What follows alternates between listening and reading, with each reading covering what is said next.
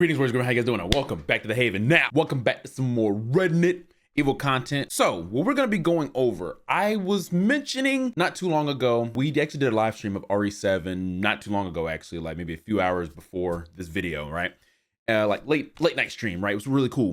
And it was something that I wanted to talk about. And I finally found the Q&A or the interview that had me looking at this like, I think the director spoiled a little something here. I do want to say before we go over this Q&A or this interview, this could be a potential spoiler depending on how you're looking at it. So before I show you these, use this as your own discretion to click off this video now if you want and just wait for the game to release in literally 30 days. Or if you guys want to stay in here, that's perfectly fine in here. This was mentioned in the preview demo that a lot of creators were able to play. I don't personally think this is a spoiler, honestly, but I just wanted to say that to give you guys a shot, you know what I'm saying? But there's a question in here that's literally the last question in this Q&A that really had me like, did the director word that how he wanted to?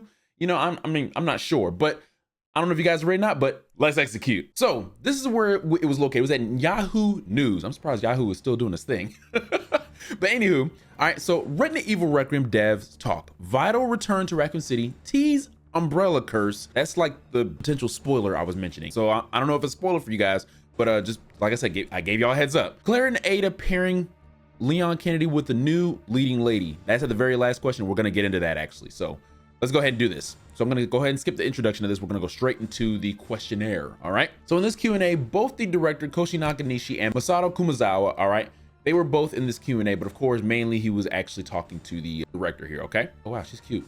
Solid ad, I like that. It's been 3 decades. How does the team keep current on what's scary? What inspirations are you pulling from making a Resident Evil game? And of course, considering that Resident Evil is spanning 30 years now at this point, over 30 years. Well, yeah, this year being the 30th year, I can understand like why this question is very relevant, because to keep a game that is freaking goated and one of the most well-known games of all time, I can understand why they would ask a question like this, right? Koshi Nakanishi said, that is a challenge that the developers have when they are doing an entry into the series. The easiest way to find out if we succeeded is to have people play it. How did you find the preview? Okay. And then of course the interviewer is giving his interpretations. Basically what he was saying, that he had 3 paths to go down to and he just didn't know which one to go down because he didn't know what the outcome would be. Nakanishi laughs. That's exactly what we aim for. I'm very happy to hear that you felt what you felt, that fear, even to a point where you were kind of scared going forward or to proceed. That's the key to providing fear. Now, I will say this, RE7, when I played RE7 for the very first time, I was by myself in my barracks room at the time when I played that. And don't get me wrong, that game scared the ish out of me. I was really scared of moving forward and everything like that, right? So, and this is the director of RE7. This is, I'll say this, I want to preface that this is kind of one of the reasons why I do kind of trust this director on making this one, because he did do RE7, and I'm a key lover of RE7, right? Like I said, until you get to the ship, it kind of like falls off a little bit. But at the same time, like I said, I trust the director, even though Revelations 1, that's up for debate. I'm not saying I have high hopes. I don't want to keep that because I don't want my hopes to be ruined, but I do feel I'm definitely going to love the game more than I'm going to hate it. And as he continues on, he said, fear is a seed in your own imagination. I like how he worded that. Next question. Resident Evil Requiem has a split narrative style like Resident Evil Revelations, which is what we just mentioned. What have you learned between making the 2 games? There is some similarity between the 2 games, but I want to be clear that I did not purposely set out to make Requiem a split story just because Revelations was a split story. But yes, there's similarities in terms of differences in gameplay surrounding characters you interact with, circumstances, and so on. When you played the preview, you started out as Leon. Okay, so that's how we know how the preview started. He's got a lot of firearms, choices, and combat options. He's very strong. Once you go from him to Grace, it is a very big shift. You go from playing a powerful character to Grace, who is more modest in her options, which should give you this feeling, oh my goodness, how am I going to go through all this horror? Will I be okay? This is like my previous answer about the key to fear really being all about players' imaginations, and the storytelling device is just another way that we feel stoked. Was it ever just going to be Grace alone? When did Leon come into the picture? During early prototyping, there were times when we thought about Leon as the single main character, or just having Grace as the single character. It was just a lot of trial and error that let us do both. Now, I said in a previous video, when we saw Grace, right, being the main line, right, and then in the creator's message, the director was talking about having Leon as the protagonist at first and all that stuff like that, and it was really hard to base horror with Leon and everything like that. And I've been a key believer, in that. some of the fan base is split on that, which is good. You can't have everyone agreeing with that, right? That was one of the reasons why I said I think Leon is in the game, simply because he was the initial thought for the protagonist. I don't think Capcom just be like, okay, let's just take Leon out the picture as a whole. Now, some of the fan base as well countered that, was like, okay, well, Ada was supposed to be an RE8 and she got cut out completely, and they didn't use her. That was fair. That was a fair counter argument, that why fans would be like, oh, maybe Leon's not in the game because of that. That was very fair. I didn't really think about that. But I still had that notion like, hey, Leon's probably in the game, but maybe as a side character. I didn't think he was going to be basically the other protagonist. How would you describe Leon and Grace to the audience? Grace is a young woman who 8 years earlier lost her mother, Alyssa Ashcroft, and that's still traumatic for her, and she hasn't fully processed that trauma, so it still affects her to the game's present day.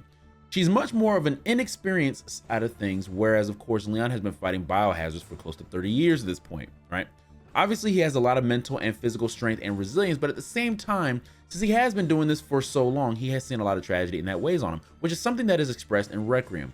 They're very contrasting characters. However, through Requiem, Leon's journey leads him back to Raccoon City, and Grace is also there. So it seems like this is confirming right here that Grace actually goes with Leon to Raccoon City. Leon is not going there by himself, which I can see that. Like, there's a scene in the showcase where Leon is in the car, he's obviously driving, and he's looking to his right having a chat.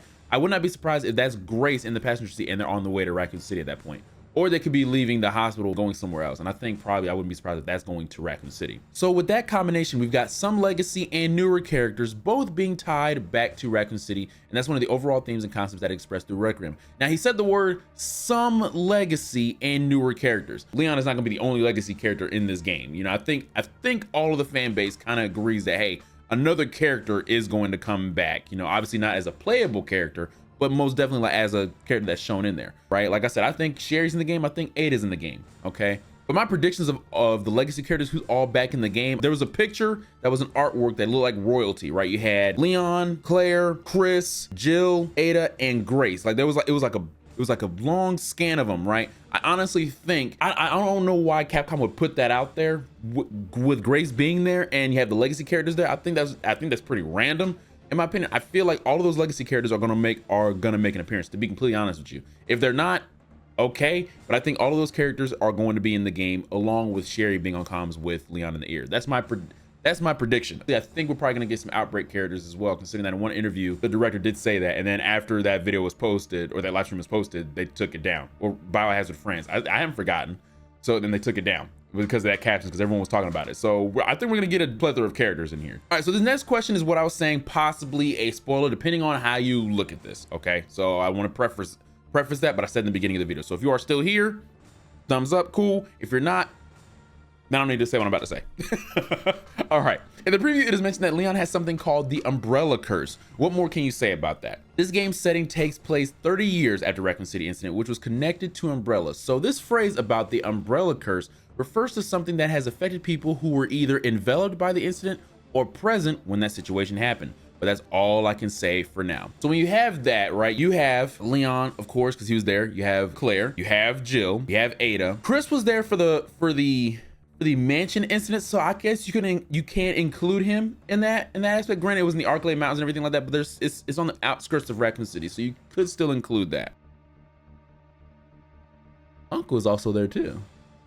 I'm be honest, I don't think we'll see Hunk in this, but it's just, it's a fun thought. Like, if we think Leon is old, Hunk is even older. Producer Gumazawa, what were some non-negotiables that you had to have in this game to get the themes across? Now, before we get this answer, Naganishi did chime in real quick, and he wanted to add this to his previous question. I'll add that it was vital to show the effects of the Raccoon City incident and how it's affected many people over and over again for close to 30 years in the game.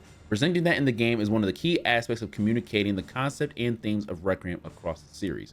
Okay, cool. Like I said, I'm big excited to be going back to Raccoon City. I just hope that we're not just going like one spot and then that's it. I think that would be pretty disappointing, to be honest with you. All right, now the producer, this is his answer to the question that was asked right here about the themes to get across in this game.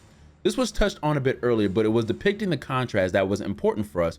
You have such different characters at different points in their lives between Grace and Leon, which allows the player to experience varied gameplay. And of course, with storytelling, this is about two different people finding a common journey that leads them both to Raccoon City. Tying all of that together is the core of the themes in Requiem. Considering how they start off with the preview and everything, with Alyssa Ashcroft being killed, Alyssa being one of the people that was also in the Raccoon City incident as well, and she escaped successfully. Gray's going back to Raccoon City. Well, not going back. Going to Raccoon City is definitely not far-fetched or not really hard to think why. You know what I'm saying? So I can see what they're trying to do here. All right. They both have different reasons for going back to Raccoon City. This question right here is the question that I wanted to go over. Okay, if you made it this far, I must ask. In the preview, Leon is talking to someone on a headset, and I need to know, is it Claire or Ada, and where are they? Now, I think we all know that Naganishi is not going to just answer this directly, but the way he answered it, and maybe I'm looking too deep into this, but this is how he answered it. So I know a lot of fans are interested in similar things. We all want to know. I am also very interested in the, let me highlight that. I am also very interested in the private relationship between Leon and Ada. However, I can't comment on either one of these things, but I will say that we have put a lot of work into Requiem, implementing stories and things for the fans we all love and enjoy. So all fans are looking forward to the game. Guys, right here, what I highlighted, this has nothing to do with the question. When he said, I am also, yo, Naganishi fam, you didn't have to put an also in there, brother. Like I said, maybe I'm thinking too deep in this. Maybe I'm thinking too deep. I'm not sure. But the way he's wording that, it's like, so basically what you're telling is to me is that Ada's in this damn game, which I even said, I think Ada's in the game. The only game that Ada and Leon are not in together is Resident Evil Gaiden and Resident Evil Umbrella Chronicles, if you want to count Gaiden, but we'll count it because it is a Resident Evil game, right? Those are the only two games I can at least clarify, at least right now. If there's another one, let me know. But those are the only two that I know. It's rare that Leon is in something and Ada is not. I'm not counting the CGI movies, all right? So him adding this, I'll tell you right now, if he just didn't add this sentence right here, I wouldn't have thought anything through with this one, because he deliberately avoided it until this right here. Okay, now he didn't necessarily confirm or deny if Ada or Claire's in the headset. No, he just talking about the personal relationship. I'm like, so why did you answer like that? That wasn't part of the question. He just said who's on comms, you know what I'm saying? But he said I need to, is it Claire or Ada? Whoever asked this question, big brother, I think you should have mentioned the word Sherry, because like I think majority of the fan base is saying that's Sherry, right? I never thought of it being Claire or Ada on the mic. And from what I understand, the preview or the demo that they played was 3 hours long. So there's plenty of stuff. But from what I understand is that in that preview, there are some things that were definitely spoilers in there. And the people that have had access to it, there was NDAs that they had to sign to play it, because there's some in there that is definitely a spoiler that they can't mention. All right. I have not watched any of those videos. I only watched 2 of them, which I talked about in my previous video. I haven't watched any of the other ones because I'm afraid that some of them probably risk saying something. I'm not sure, but like I said, I think the only one that is brand new to me on here is that umbrella curse thing. That's like the only thing I can say that I did not know about that was talked about in the preview with this, right? I didn't hear anything about that until just now. So when I read this earlier. So other than that, but I wanted to go over this. Like I said, I wasn't sure if I was gonna make this video or not, but because that last question right there, it just stuck with me. I'm like, brother, the way he answered it. So like I said, man, I don't know if it's a slip of the tongue or he just want to be just a little bit more detailed, but it's just like, yo, director, I think we're all interested in the private relationship, but some fans honestly don't care because Ada just keeps stringing our boy Leon along. You know what I'm saying? But at the same time, the one thing we do know as fans is that Leon and Ada have shared a passionate night one time. All right. And they mentioned it in Resident Evil Damnation. Okay. So we know that. But as for like a relationship, yeah, nothing has happened after that. Game is almost here, y'all. Game is almost here. But anyway, I love y'all. I'll see you on my next video. Take care.